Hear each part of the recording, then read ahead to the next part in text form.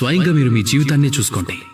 మీ అమూల్యమైన వస్తువు ఏదైనా కింద పడిపోయిందంటే దాన్ని పైకి ఎలా తీస్తారు?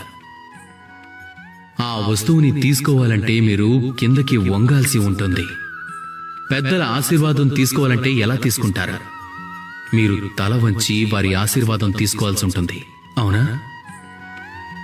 మీరేదైనా మార్గంలో వెళ్తున్నారే అనుకోండి, అప్పుడు మీరు సరైన మార్గంలో వెళ్తున్నారా లేదా అని చూసుకోవాలి. మీ పాదాలకి ఏ ముళ్ళు గుచ్చుకోకుండా దాన్ని ఎలా చూస్తారు? మీరు తప్పకుండా తలంచి కిందకి చూడాల్సిందే. దాని అర్థం ఏమిటి? అర్థం చాలా సులభం. ప్రతిసారి తగ్గటం అంటే అస్సలు తప్పు కాదు. గౌరవాన్ని పోగొట్టుకోవటం అయితే అస్సలు కానే కాదు.